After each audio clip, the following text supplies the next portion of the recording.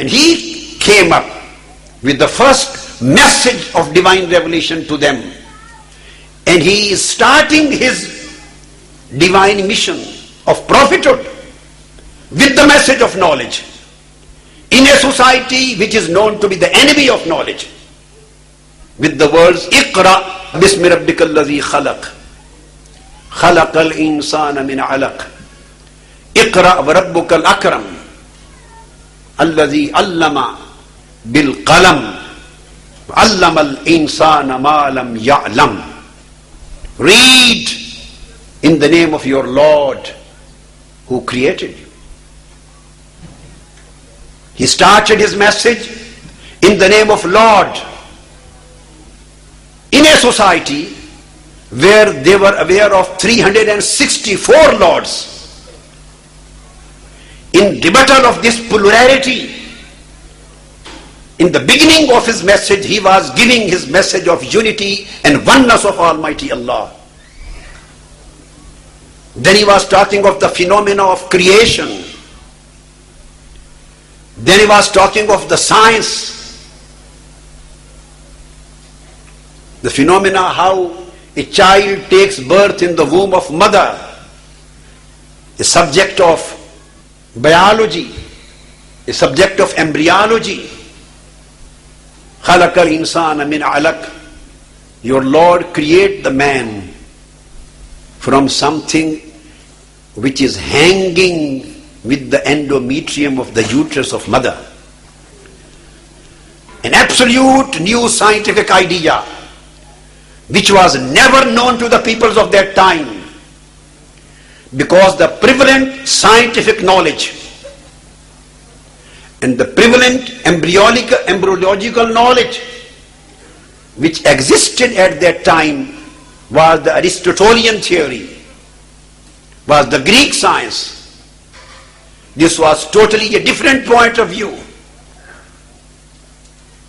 He was talking of embryology. Then he was talking of the greatness of Almighty Allah. Then he was talking of the knowledge and pen. Allazi allama bil qalam. Knowledge, and the source of knowledge is the pen. Then he was talking of allama al insana ma lam ya'lam. He was opening all doors and areas of knowledge for the mankind. His first message, which became the beginning of his movement, was the message of knowledge. It means he gave a message that he was going to establish a culture based on the significance of knowledge, based on significance of science, based on significance of philosophy, based on significance of wisdom, based on significance of reasoning, based on significance of intellectual efforts, and based on significance of spiritual connection of the man with his Lord, the Creator. This was his first message, which he was going to build his culture on. An absolutely new thing. Then he was talking about the human dignity in the words وَلَقَدْ كَرَّمْنَا بَنِي آدَمَ. And we have made the human beings the dignified creature of this world. Then he was talking of human equality in the words Ya Yuhannas inna khalaqnakum min dhakarin wa unsa. Ya Yuhannas uttaqu rabbakum alladhi khalaqakum min nafsin wahida. He was talking of unity of mankind, and basing on the unity of mankind, he was talking of equality of mankind. Then he was giving his message of liberty and freedom. Then he was giving his message of brotherhood. He was giving his message of socio-economic justice. Qul amara rabbi bil qist. And he was giving his message of liberty, saying La ikraha fid deen. So in these particular circumstances, Holy Prophet sallallahu alaihi wasallam's announcement was a great breakthrough at that time.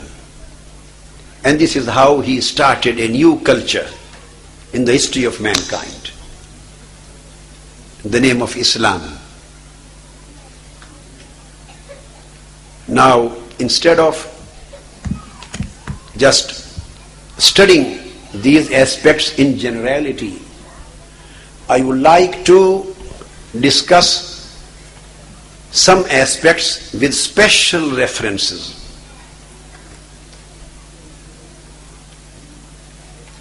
And when we come to the special references,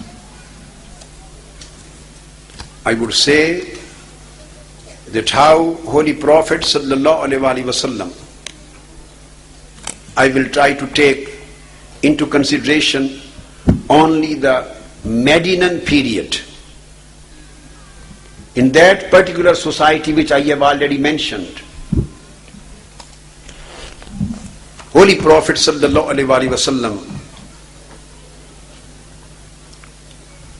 I want to give you more a general picture before coming to the specific aspects. In that particular society and in that particular culture, in human culture,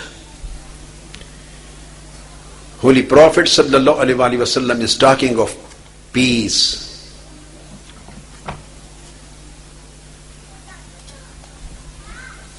And he says, as reported by Bara bin Azib radiyallahu ta'ala anhu, and Imam Ahmad bin Hanbal has related this hadith of Holy Prophet in his Musnad. Holy Prophet sallallahu alaihi wasallam said, "Qala afshu salama taslamu." Afshu salama taslamu. Sayyidina Bara radiyallahu ta'ala anhu reports that Prophet sallallahu alaihi wasallam said, "Spread the peace, you will be in peace."